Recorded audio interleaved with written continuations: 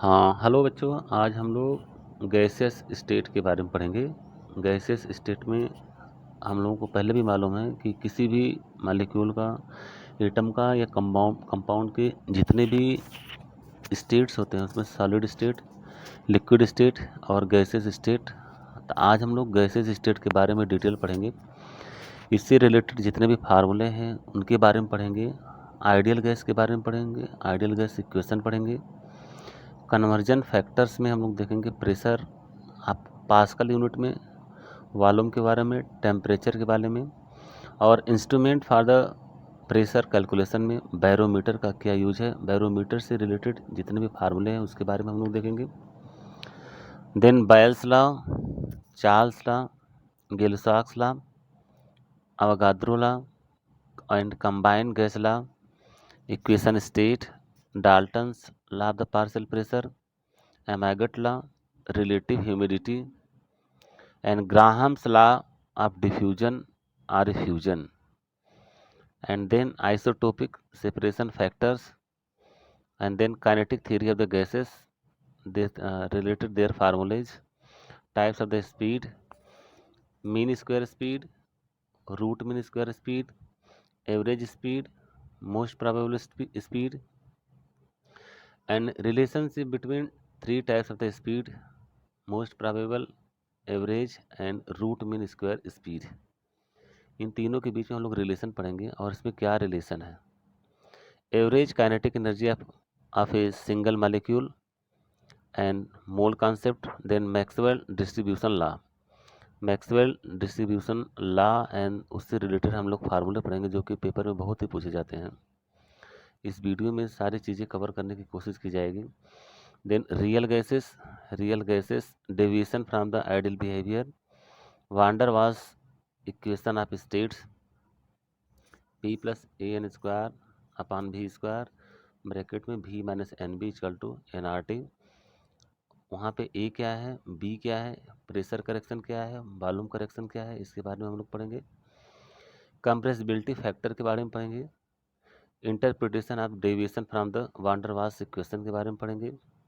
Virial equation of state for 1 mole of the gas, then Boyle temperature, inversion temperature, critical temperature और critical temperature से related फार्मूले, critical pressure से related फार्मूले, then critical volume से related फार्मूले and law of the corresponding states. इस सब चीज़ों से रिलेटेड हम लोग फार्मूला पढ़ेंगे, इनसे रिलेटेड डेरिवेशन, इनसे रिलेटेड जो न्यूमेरिकल प्रॉब्लम कैसे किस तरह से पेपर में पूछे जाते हैं इसके बारे में हम लोग डिस्कस में चर्चा करेंगे।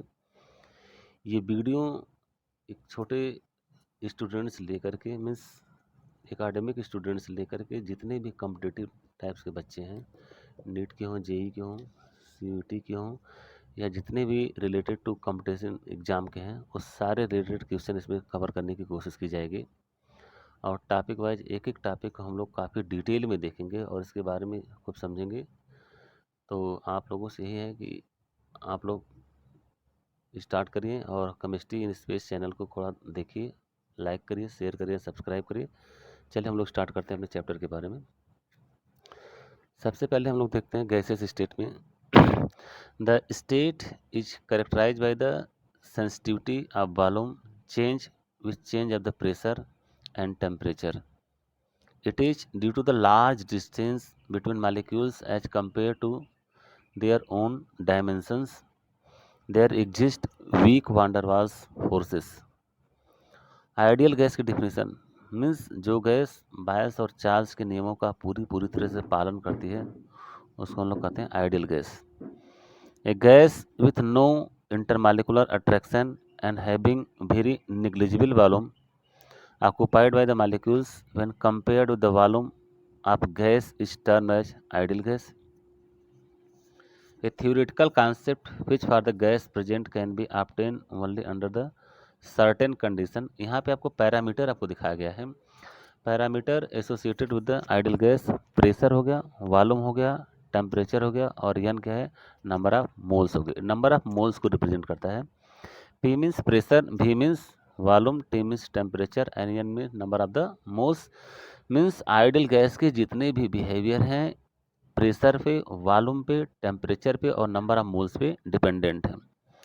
P represents pressure exerted by the gas molecules on the walls of the container, assuming negligible intermolecular attraction. V represents free volume available for the motion equal to the volume of the container, and T represents absolute temperature and N represents number of the moles. यहाँ पे conversion factor में आपको दिखाया गया है कि conversion factor में जो यूनिट है इसका बहुत ही विशेष ध्यान आपको रखना है। प्रेशर जब हम लोग एटीएम मिलेंगे तो एटीएम प्रेशर में 1 एटीएम प्रेशर मीन्स 1.013 इंटू 10 के पावर 5 यहाँ पे पास्कल दिया गया है। 1 एटीएम इक्वल टू 1.013 इंटू 10 के पावर 5 पास्कल, या इसको हम लोग लिख सकते हैं 760 mm of Hg, mm means millimetre, या 760 टॉर्सौली, या इसको हम लिख सकते हैं 1.013 बार। ये बहुत ध्यान देने की बात है, इस सारे यूनिट का हमको बिल्कुल ध्यान रखना है। Volume 1 litre equal to 1 dm cube equal to 10 के power -3 metre cube equal to 1000 ml equal to 1000 cm cube. Temperature यहाँ पे केल्विन में दिया गया है। टेम्परेचर टी के equal to T Celsius plus 273 means जब भी सेल्सियस टेम्परेचर में हम लोग 273 को ऐड कर देते हैं तो टेम्परेचर हमारा केल्विन में कन्वर्ट हो जाता है। इस चीज़ को ध्यान देने की बात है। सेल्सियस टेम्परेचर में जब 273 हम लोग ऐड करते हैं तो हमारा केल्विन टेम्परेचर में वो कन्वर्ट हो जाता है। या इसको हम लोग लिख सकते हैं 5/9 टेम्परेचर ऑफ फ़ारेनहाइट प्लस 255.22। और इससे रिलेटेड आपके डायरेक्ट फार्मूला है जिसको हम लोग अभी कापी में देखते हैं।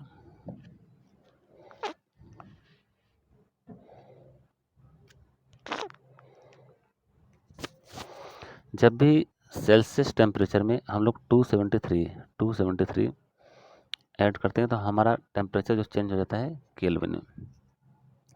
टेम्परेचर के चेंज करने का और भी फार्मूला है फ़ारेनहाइट फार्मूले में, means C/5 equal to F-32/9, F-32/9, where C is your Celsius temperature, and F is your Fahrenheit temperature,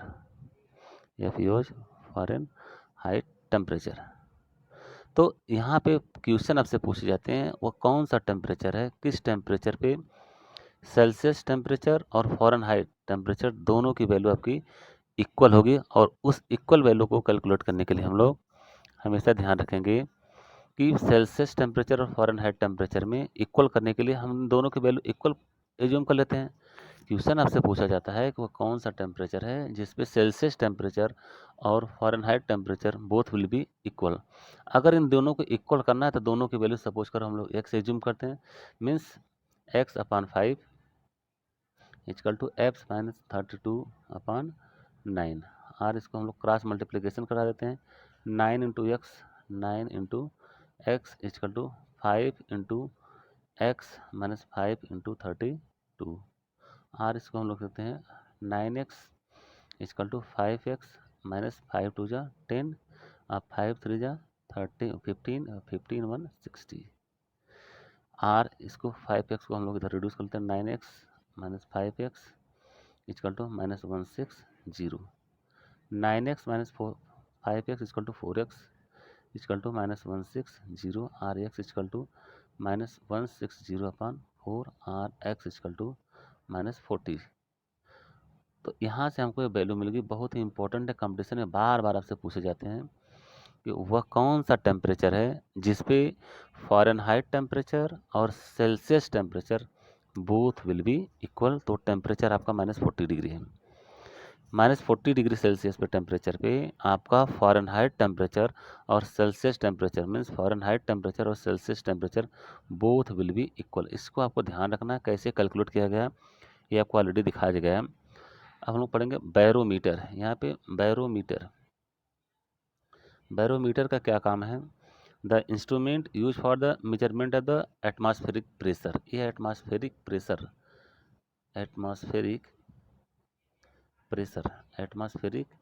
pressure का मेजरमेंट करता है is called the barometer. Means the instrument use for the measurement of atmospheric pressure is called the barometer. और इसको हम लोग लिखाते हैं pressure को कैसे calculate, P equal to A into H into D into ji upon A ये direct formula आपका है। Pressure equal to A into H into D into ji upon capital A, where d equal to density of fluid, d equal to density of fluid, fluid, h equal to vertical height, h equal to आपका vertical height हो जाएगा, vertical height, g आपका हो जाएगा acceleration due to gravity, acceleration due to gravity. तो इस प्रकार से हम लोग देखते हैं कि P इक्वल टू एच रो जी या एच डी जी, ये हमारा फार्मूला होगा प्रेशर कैलकुलेट करने का। इसी तरह से हमारा दूसरा इंस्ट्रूमेंट है मैनोमीटर, जिसको हम लोग कहते हैं मैनोमीटर। मैनोमीटर से हम लोग देखते हैं the instrument use for the measurement of the pressure of gas is called the manometer. Manometer are the two types, ये दो तरह के होते हैं, एक आपका ओपन एंड होता है, ओपन एंड मैनोमीटर, और सेकंड आपका होता है क्लोज्ड एंड मैनोमीटर, अब हम लोग देखेंगे experimental gas law. Experimental gas law में हम लोग सबसे पहले पढ़ेंगे बॉयल्स लॉ नाम से है। अब इसको याद करने का तरीका क्या है, बॉयल्स लॉ बॉयल मीन्स किस पे होता है, बॉयलिंग तो हमेशा टेम्परेचर पे होती है, तो मीन्स एट कांस्टेंट टेम्परेचर पे यदि किसी गैस का हम लोग मेजरमेंट करते हैं, तो मेजरमेंट में हम लोगों को पहले ही देखा था इस pressure, volume, temperature and number of moles पे ही डिपेंडेंट है। तो बॉयल्स ने क्या किया था, फिक्स टेम्परेचर पे कोई रिएक्शन कराया था। अगर कोई भी रिएक्शन फिक्स टेम्परेचर पे कराया जाता है तो प्रेशर और वॉल्यूम में क्या चेंजिंग होती है, ये बॉयल्स ने बताया था। इसको ध्यान से समझिए, इंपॉर्टेंट पॉइंट है। टेम्परेचर को यदि हम लोग फिक्स रखें तो प्रेशर और वॉल्यूम पे क्या प्रभाव पड़ता है। तो टेम्परेचर को यदि हम लोग फिक्स रखते हैं तो प्रेशर और वॉल्यूम, तो प्रेशर बढ़ाने से आपका वॉल्यूम घट जाएगा और प्रेशर को घटाने से वॉल्यूम आपका बढ़ जाएगा। मीन्स जब भी हम प्रेशर को बढ़ाएंगे तो वॉल्यूम आपका डिक्रीज कर जाएगा, और जब प्रेशर को हम लोग इंक्रीज करेंगे तो वॉल्यूम आपका डिक्रीज करेगा। इसका मतलब कि साफ सी बात है कि प्रेशर और वॉल्यूम एक दूसरे से इन्वर्सली प्रोपोर्शनल से रिलेटेड हैं। Means V is inversely proportional to 1/P at constant temperature and number of moles. T और N आपका क्या है, कांस्टेंट है। मीन्स टेम्परेचर और नंबर ऑफ मोल्स यदि आपके कांस्टेंट है तो V is inversely proportional to 1/P or P is inversely proportional to V। इस तरह से यदि हम लोग दो गैसों के लिए लेते हैं या एक गैस की स्टेट को हम लोग चेंज करते हैं P1 V1 से P2 V2 स्टेट में, तो हमारे यहाँ पे क्या मिलेगा, रिलेशन हमारा मिल जाएगा P1 V1 equal to P2 V2। यही आपका बायल्स लॉ का फार्मूला है। फिर से समझते हैं हम लोग, बायल्स law means eight constant temperature. तो इसमें हमारे जो टर्म्स हैं P V T and N, ये चार टर्म आपके हैं, pressure, volume, temperature and number of moles. तो टेम्परेचर और नंबर ऑफ मोल्स को यदि हम लोग कांस्टेंट कर देते हैं, टेम्परेचर और नंबर ऑफ मोल्स को यदि हम कांस्टेंट करते हैं, तो हमारे जो टर्म बचते हैं वॉल्यूम और प्रेशर। तो वॉल्यूम बढ़ाने से या प्रेशर को बढ़ाने से वॉल्यूम डिक्रीज करता है और प्रेशर को घटाने से वॉल्यूम आपका इंक्रीज करता है। प्रेशर को घटाने से वॉल्यूम इंक्रीज करता है। मीन्स प्रेशर और वॉल्यूम एक दूसरे से इन्वर्सली प्रोपोर्शन से रिलेटेड है। Means P1 V1 equal to P2 V2। इस तरह से हम लोग देखते हैं जो चार्ल्स लॉ है, चार्ल्स लॉ के क्रम में हम लोग देखते हैं, चार्ल्स लॉ आपका एट कांस्टेंट प्रेशर पे काम करता है।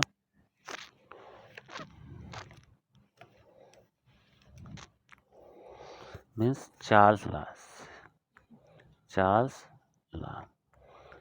लॉ में हमको ध्यान देना होगा। Charles law at constant pressure पे और नंबर ऑफ मोल्स पे, इस पे आपका काम करता है। Means Boyle's means constant temperature and Charles means constant pressure. इस चीज़ को हमको ध्यान रखना है कि कौन कांस्टेंट प्रेशर पे काम कर रहा है और कौन कांस्टेंट टेम्परेचर पे है। प्रेशर को यदि हम लोग और नंबर ऑफ मोल्स को यदि हम लोग कांस्टेंट कर देते हैं तो V is directly proportional to T। मतलब टेम्परेचर बढ़ाएंगे तो वॉल्यूम आपका बढ़ेगा, टेम्परेचर को डिक्रीज करेंगे तो वॉल्यूम आपका डिक्रीज करेगा। गैसियस मॉलिक्यूल में यदि हम लोग टेम्परेचर बढ़ाते हैं तो गैस का वॉल्यूम इंक्रीज कर जाएगा, और टेम्परेचर यदि घटाते हैं तो वॉल्यूम हमारा डिक्रीज कर जाएगा। मतलब एक के बढ़ने से दूसरा भी बढ़ रहा है और एक के घटने से दूसरा भी घट रहा है। इसका मतलब क्या है, एक दूसरे से डायरेक्टली प्रोपोर्शनल में रिलेटेड है। Means V1/T1 equal to V2/T2, ये आपका डायरेक्ट रिलेशन है। And this law is also known the Charles law. Third आपका है गेली-सॉक्स लॉ। Gay Lussac's law. तो पहला आपका बॉयल्स लॉ, सेकंड आपका चार्ल्स लॉ, थर्ड आपका है गेली-सॉक्स लॉ। गेली-सॉक्स लॉ में हम लोग वॉल्यूम और नंबर ऑफ मोल्स को हम लोग कांस्टेंट रखते हैं। हमको पहले से भी ध्यान दीजिए, आप लोग ध्यान दीजिए, अटेंशन प्लीज। इसमें हम लोग जितने भी टर्म ले रहे हैं वो 4 टर्म आपके हैं। कौन कौन? Pressure, volume, temperature and number of moles. तो हर चीज़ को हम लोग फिक्स कर रहे हैं। यदि टेम्परेचर और नंबर ऑफ मोल्स को फिक्स करते हैं तो बायल्स लॉ, प्रेशर और नंबर ऑफ मोल्स को फिक्स करते हैं तो चार्ल्स लॉ, वॉल्यूम और नंबर ऑफ मोल्स को हम लोग फिक्स करेंगे तो हमारा गेली-सॉक्स लॉ मिलेगा। गेली-सॉक्स लॉ में यदि हम लोग करते हैं तो P is directly proportional to temperature. Pressure यदि बढ़ाते हैं तो टेम्परेचर आपका बढ़ता है, और प्रेशर को यदि घटाते हैं तो टेम्परेचर आपका डिक्रीज करेगा। मीन्स प्रेशर और टेम्परेचर एक दूसरे से डायरेक्टली प्रोपोर्शनल है। That is P1/T1 equal to P2/T2। ये आपका डायरेक्ट रिलेशन है जिसको हम लोग कहते हैं गेली-सॉक्स लॉ। फोर्थ आपका है Avogadro law. Avogadro's law very very important law है अवागाद्रोस लॉ। अवागाद्रोस लॉ में हम लोग देखते हैं टेम्परेचर और प्रेशर, टेम्परेचर एंड प्रेशर दोनों को हम लोग कांस्टेंट कर देते हैं, दोनों को फिक्स कर देते हैं। मीन्स न टेम्परेचर को बढ़ाना है न तो प्रेशर को बढ़ाना है। वेरी वेरी इंपॉर्टेंट, इसको ध्यान दीजिएगा आप लोग। चौथा रूल जो है अवागाद्रो लॉ है, इसमें टेम्परेचर और प्रेशर दोनों को हम लोग कांस्टेंट किए हुए हैं। तो आपका क्या रिलेशन मिलेगा? V is directly proportional to N। V is directly proportional to N means volume और नंबर ऑफ मोल्स आपके डायरेक्टली प्रोपोर्शनल होंगे। That is V1/N1 equal to V2/N2। ये आपका न्यू फार्मूला यहाँ से जनरेट हो जा रहा है। अब हम लोग पढ़ेंगे combined gas law. Combined gas law में हम लोग कोशिश करते हैं कि जितने भी रूल हैं उनको हम लोग एक साथ मिक्स करके देखें। That is P1V1/T1 equal to हो जाएगा आपका P2V2/T2। ये हमारा कंबाइंड गैस लॉ है। डायरेक्ट इसको आप लोग देखिए, P1V1/T1 इक्वल टू P2V2/T2। कोई भी गैसेस मॉलिक्यूल है, यदि उसका इनिशियल प्रेशर P1 है, इनिशियल वॉल्यूम V1 है और इनिशियल टेम्परेचर T1 है, आफ्टर सम टाइम आप प्रेशर आपका P2 हो जाता है, वॉल्यूम आपका V2 हो जाता है और टेम्परेचर आपका T2 हो जाता है, तो ये रिलेशन हो जाएगा P1V1/T1 इक्वल टू P2V2/T2। इस पर डायरेक्ट फार्मूला, डायरेक्ट न्यूमेरिकल आपसे पूछे जाते हैं, है ना। गैसेस स्टेट में यहाँ पे P1V1/T1 means initial pressure, initial volume, initial temperature, final pressure, final volume and final temperature. तो यहाँ पे आपके टोटल 6 टर्म, 1 2 3 4 5 और 6। इन 6 टर्म, यदि 5 टर्म हमको कोई भी दिया रहेगा तो 6 टर्म को हम लोग आसानी से कैलकुलेट कर सकते हैं। किसी भी टर्म के यदि 5 टर्म हमको कहीं भी किसी रूप में दिया हो तो 6 टर्म के हम लोग वैल्यू आसानी से निकाल सकते हैं। अब हम पढ़ेंगे equation of states. Equation of states तो इक्वेशन ऑफ स्टेट्स हम लोग देखते हैं कि P V equal to NRT। P आपका प्रेशर है, भी आपका वॉल्यूम है, एन क्या है? नंबर ऑफ मोल्स हैं, आर आपका गैस कांस्टेंट है और टी आपका टेम्परेचर है। यहाँ पे N equal to number of moles हम लोग पढ़े हैं पहले से भी, weight in gram upon molecular mass. Number of moles निकालने का फार्मूला है एन इक्वल टू होता है W/M means wait in gram upon molecular mass, इसे यदि हम लोग डिवाइड करते हैं तो हमारा नंबर ऑफ मोल्स यहाँ पे कैलकुलेट हो जाता है। तो P V equal to N R T हम लोग देखते हैं, तो ये आपका नया वर्जन में हो जाएगा, पी वी इजकल टू हो जाएगा N W upon M into R T, ये भी आपका न्यू फार्मूला यहाँ पे आपका जनरेट हो गया। अब अगला इक्वेशन हम लोग देखते हैं, अगले इक्वेशन के टर्म में हम लोग देखते हैं यहाँ से कि P V equal to W by M equal to R T, P into V equal to W by M into R T, ये आपका नया इक्वेशन यहाँ पे जनरेट हुआ। Very very important relation, directly से रिलेशन पूछे जाते हैं हम। तो P V equal to W by M into R T, where R is universal gas constant, R को हम लोग कहते हैं यूनिवर्सल गैस कांस्टेंट, आर आपका यूनिवर्सल गैस कांस्टेंट है। इस तरह से हम लोगों ने देखा कि और आर की वैल्यू आपको डिफरेंट टेम्परेचर पे डिफरेंट मीडियम में डिफरेंट दिखाना है। यदि आर इक्वल टू हम लोग लेते हैं 0.0821 एटीएम लीटर पर केल्विन इंटू मोल, या इसकी वैल्यू हम लोग लिख सकते हैं 8.314 जूल पर केल्विन मोल, या इसको हम लोग नियर अबाउट लिख सकते हैं 2 कैलोरी पर किलो मोल। अब हमारा फार्मूला डेंसिटी निकालने का, डेंसिटी हम लोग कैसे कैलकुलेट करेंगे, तो डेंसिटी के हम लोग टर्म देखते हैं। डेंसिटी डी इक्वल टू कितना होता है, मास अपॉन वॉल्यूम, और इससे डायरेक्टली रिलेशन क्या हो जाएगा, P into M upon R T, density equal to mass into volume equal to P M upon R T. अब हम लोग पढ़ेंगे Dalton's law of the partial pressure, Dalton's law of partial pressure, Dalton's law of the partial pressure. Dalton's law of the partial pressure में सबसे पहले हम लोग देखते हैं कि अगर ऐसी दो या दो से अधिक गैसें जो एक दूसरे में मिसबिल ना हो, एक दूसरे से रिएक्ट ना करती हों, उनके अलग अलग प्रेशर उनके टोटल प्रेशर के इक्विवेलेंट होते हैं, that is your Dalton's law of the partial pressure. Very very important है, ये आपके कई बार पूछे भी जा चुके हैं। मीन्स पी टोटल जो टोटल प्रेशर होगा अलग अलग गैसों के अलग अलग प्रेशर के पार्शियल प्रेशर के इक्विवेलेंट होगा। अगर उसमें गैसेस में दो गैसेस हैं जो रिएक्ट न करते हुए एक दूसरे से, या तीन गैसें हों या चार से होते, या डिफरेंट टाइप की गैसें जो एक दूसरे से इमिसिबल हो और अनरिएक्टिबल हो, तो ऐसे में पी टोटल इक्वल टू हो जाएगा आपका P A plus P B plus P C plus dot dot dot, हम लोग रिप्रेजेंट करते हैं। वहाँ पे P A P B are the partial pressure, P A P B are the partial pressure, P A equal to, और P A का value कितने होते हैं, P A equal to mole fraction of A, P equal to मोल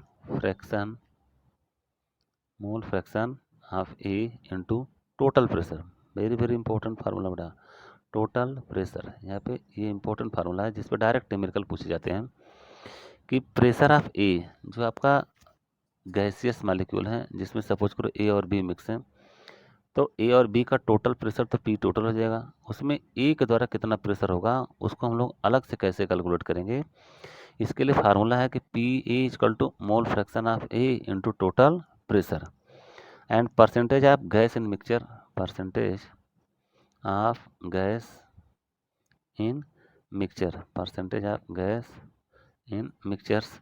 इसको निकालने का direct formula है partial pressure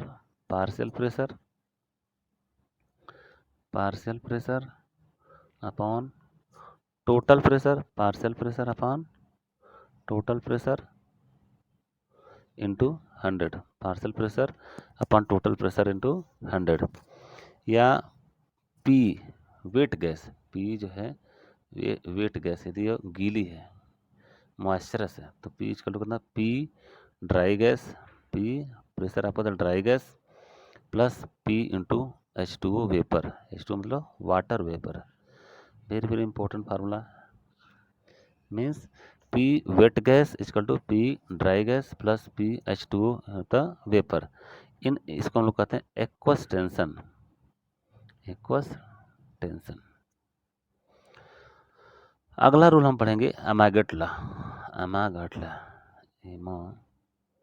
अमागेट्स law, most important, most important, ध्यान दीजिएगा आप लोग।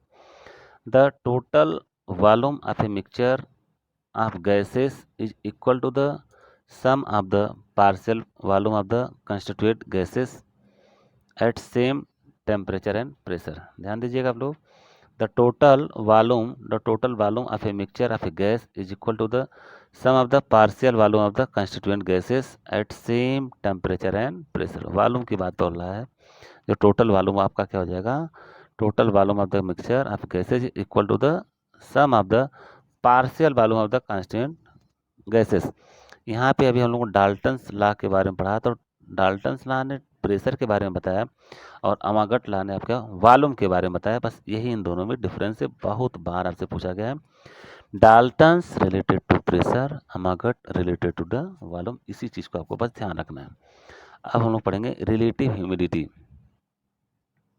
रिलेटिव ह्यूमिडिटी, ह्यूमिडिटी मतलब आर्द्रता जिसको हम लोग कहते हैं, मॉइस्चर जिसको हिंदी में बोलते हैं। तो रिलेटिव ह्यूमिडिटी, रिलेटिव मतलब क्या हो, एक दूसरे से कंपेरिजन किया जाता है। तो percentage of relative humidity, direct formula आपसे पूछा जाता है, percentage relative percentage relative humidity, percentage relative humidity equal to partial pressure, equal to हो जाएगा आपका partial pressure of H2O in gases for upon आ जाए vapour pressure, vapour pressure of H2O liquid, H2O liquid into हम लोग कर देंगे 100, numerator में आपको 100 रखना है। अब हम लोग पढ़ेंगे जो ग्राहम्स लॉ ऑफ डिफ्यूजन और रिफ्यूजन, मोस्ट इम्पोर्टेंट टॉपिक आपका है ग्राहम्स लॉ ऑफ डिफ्यूजन और डिफ्यूजन। मीन्स गैसेस मॉलिक्यूल को जब हम लोग मिक्सचर करते हैं कंटेनर में, तो गैसेस मॉलिक्यूल पे क्या इफेक्ट पड़ता है, क्या होता है डिफ्यूजन और क्या क्या इफ्यूजन होता है, उससे रिलेटेड हम लोग फार्मूले पढ़ेंगे जो कि डायरेक्ट न्यूमेरिकल में पूछे जाते हैं। और इस तरह से हम लोग देखेंगे। अगला जो आपका है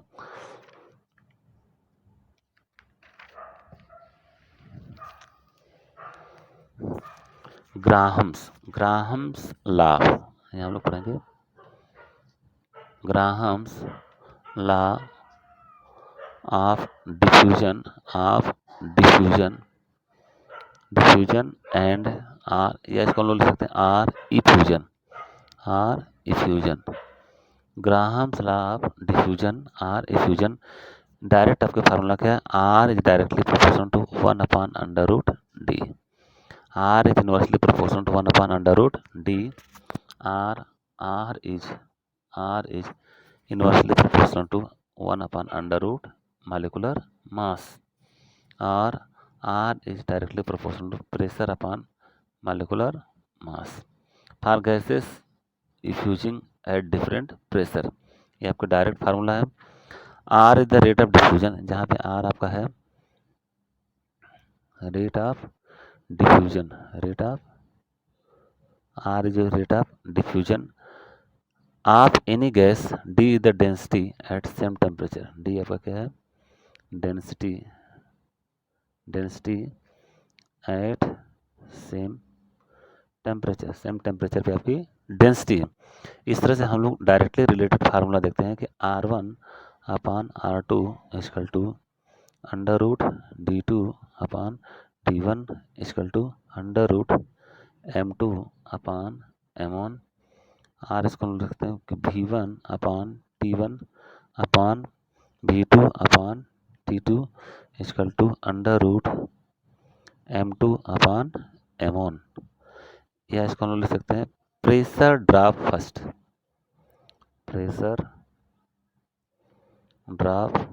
first, upon pressure drop second, pressure drop second. ये आपके डायरेक्टली फार्मूले हैं जो कि डायरेक्ट इसमें न्यूमेरिकल आपसे पूछे जाते हैं।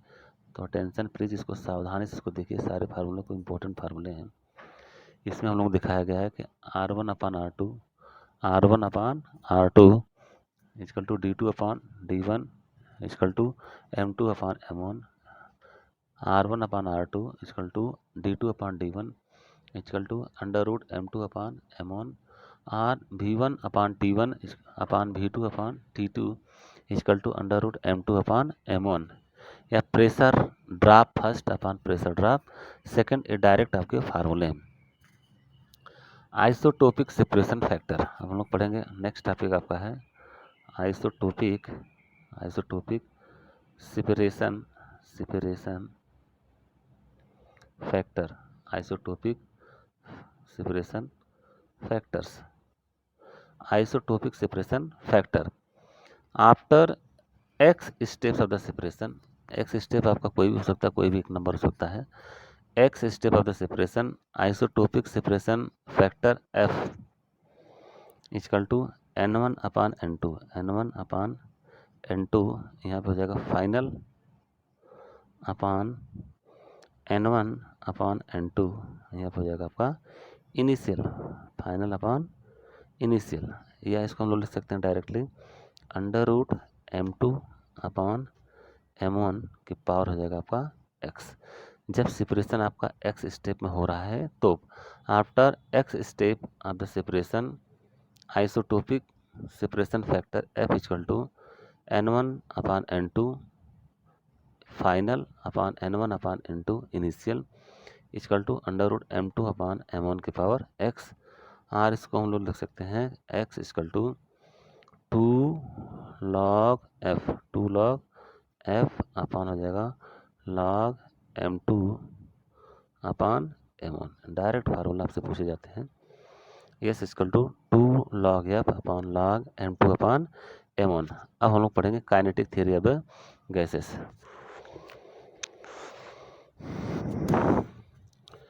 Kinetic theory of the gases most important topic, पूरे चैप्टर का सबसे इंपॉर्टेंट टॉपिक है, जिससे रिलेटेड फार्मूले, जिसके एजम्पशंस, जिनके हाइपोथेसिस, जिनके गैसेस मॉलिक्यूल के अंदर collision, effective collision, non effective collision, इनसे रिलेटेड फार्मूले, इनसे रिलेटेड कॉन्सेप्ट, ये सब हम लोग डिटेल में पढ़ेंगे। यहाँ पे हम लोग डायरेक्टली उससे रिलेटेड जो फार्मूले है जिस पे न्यूमेरिकल प्रॉब्लम हमसे पूछे जाते हैं, हम लोग उसकी चर्चा करेंगे।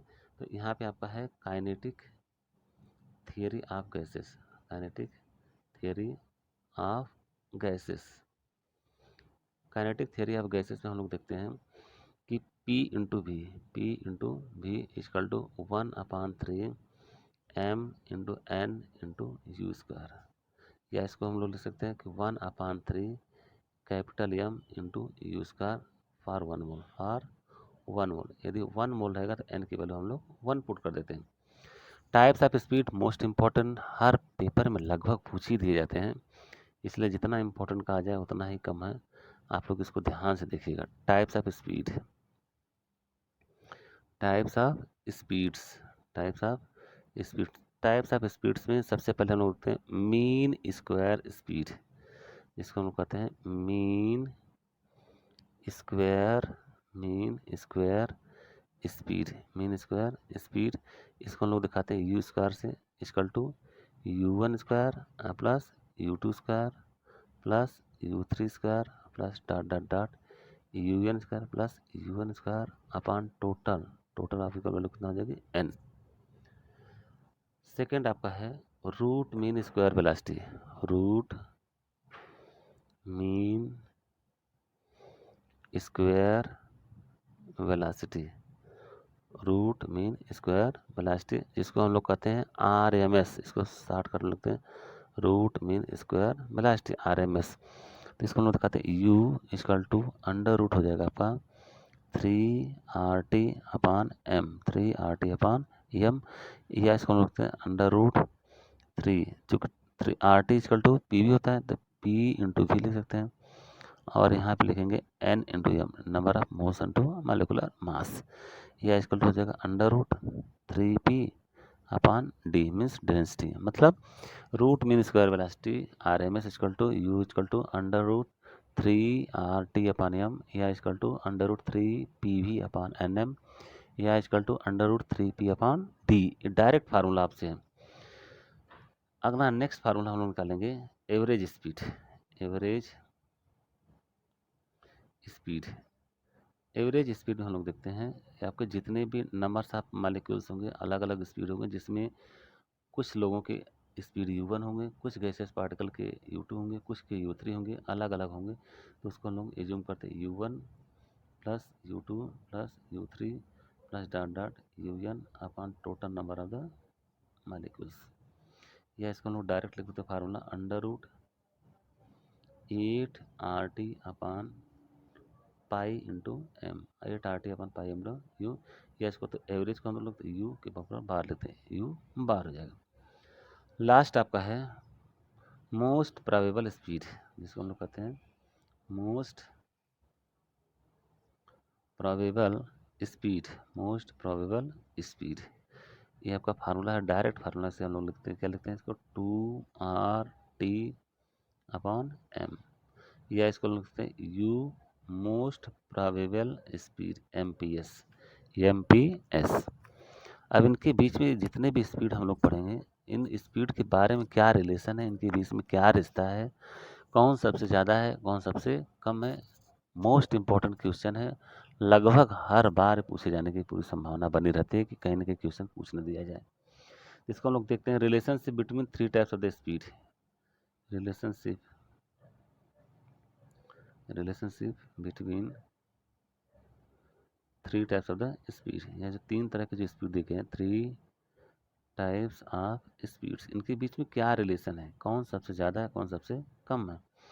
तो सबसे पहले हम लोग देखते हैं most probable speed, average speed और RMS speed. Means most probable speed and then average speed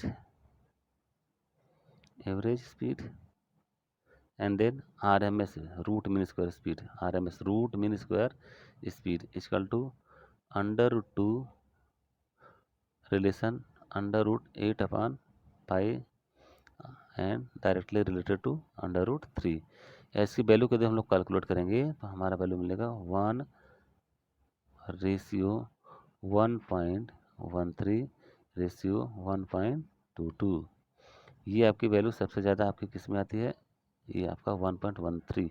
सबसे वैल्यू आपकी ज़्यादा आती है 1.22, then 1.13 and then 1 means RMS सबसे ज़्यादा वैल्यू इसकी कितनी है 1.22 सबसे ज़्यादा है, RMS सबसे ज़्यादा है। देन आपका क्या मिल जाएगा AV means average speed. Then U equal to कितना हो जाएगा MP मोस्ट प्रोबेबल स्पीड। इसको याद करने का सबसे बेस्ट तरीका है, आप लोग यूज़ करेंगे RAM, राम लिखेंगे और इस तरह से ये देखेंगे सबसे वैल्यू जो बड़ी होती है R की होती है, देन A की, देन M की। ये आपका शॉर्टकट स्पीड RAM, इसको याद कर लीजिएगा। RAM सबसे इम्पोर्टेंट फार्मूला है, जिसमें हम लोग देखेंगे R means root mean square speed सबसे ज़्यादा होता है, then A means average speed सबसे ज़्यादा होता है उसके बाद, and then M means most probable speed.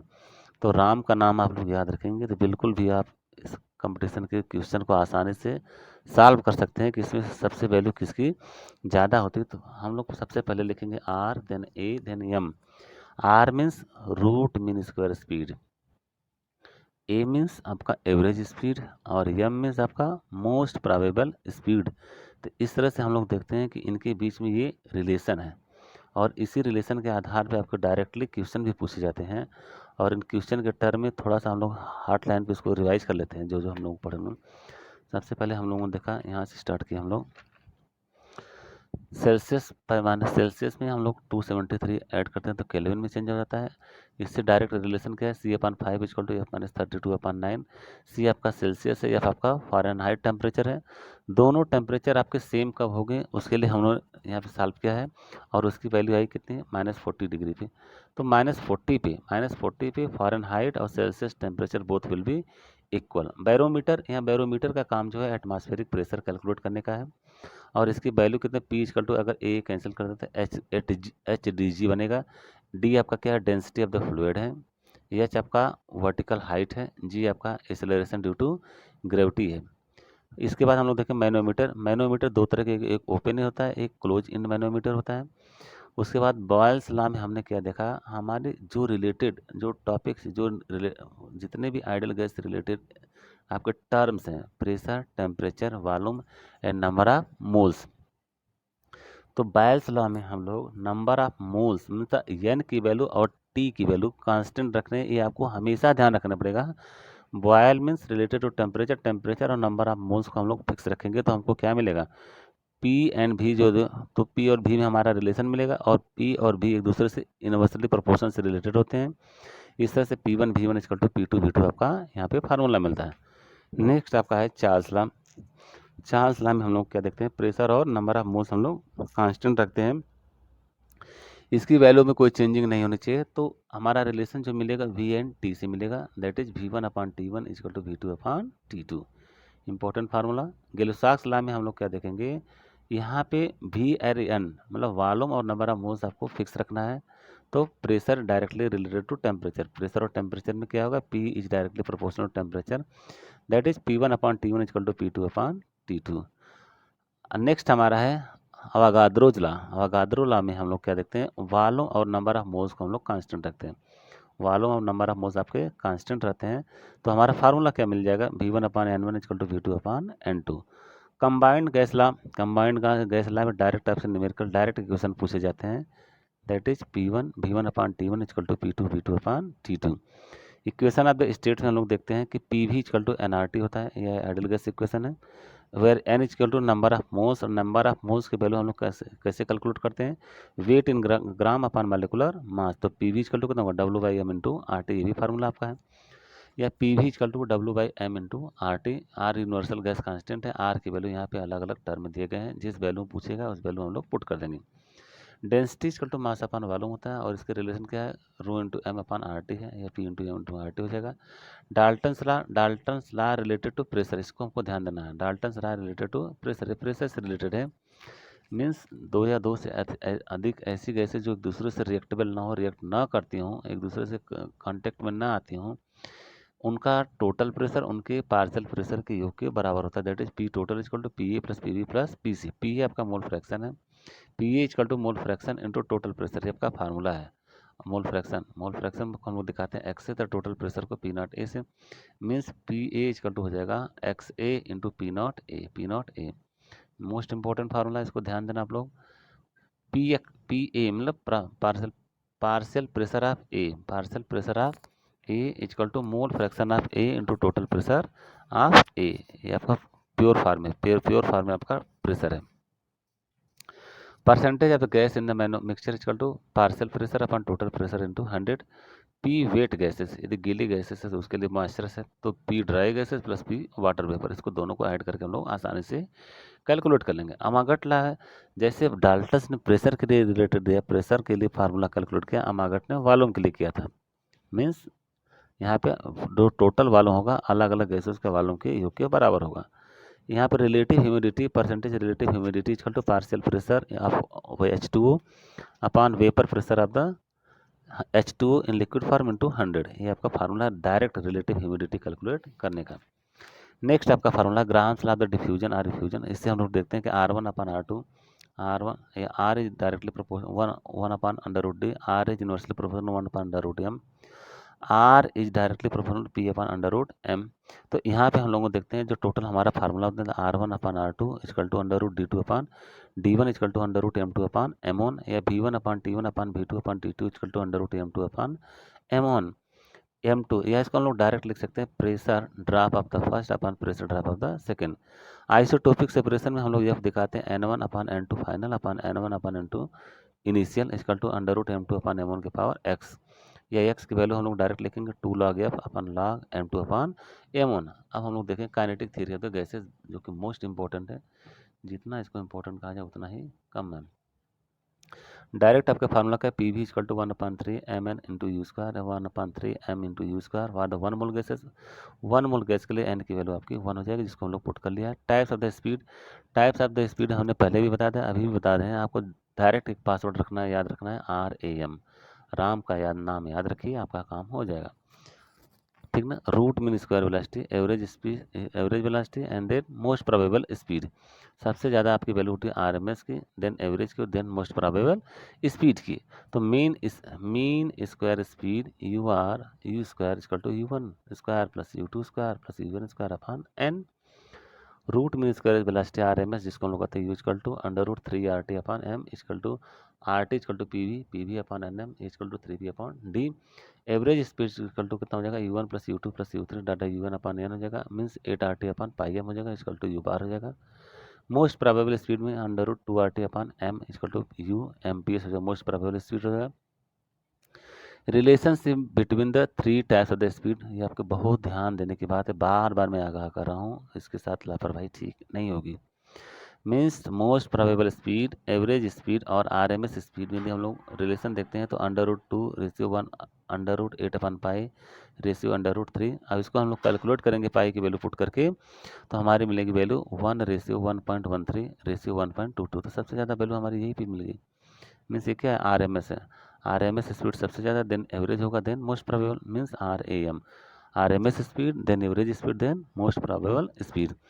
ये आपका पार्ट फर्स्ट रहा गैसेस स्टेट का, जिसमें बहुत ही डीपली, बहुत ही अच्छे तरीके से, पूरी तरह से एक्सप्लेन करके बच्चों के लिए फार्मूले जनरेट किए गए। थ्योरी को अच्छे से अच्छा एक्सप्लेन करने का कोशिश किया गया। और नेक्स्ट पार्ट में हम लोग देखेंगे इससे रिलेटेड जो आपके टॉपिक आपके बचे हुए हैं, उसको हम लोग डिटेल में देखेंगे, और उसके नेक्स्ट टॉपिक में कैसे न्यूमेरिकल सॉल्व किया जाता है, इस पर हम लोग देखेंगे, और उससे रिलेटेड न्यूमेरिकल प्रॉब्लम हम लोग सॉल्व करेंगे, और क्वेश्चन को भी सॉल्व करना सीखेंगे, जिसके लिए आपके कंपटीशन एकेडमिक लेवल पे आपके लिए बहुत ही अच्छा साबित हो। बहुत बहुत धन्यवाद। कृपया चैनल को लाइक शेयर एंड सब्सक्राइब जरूर करें। Thank you very much.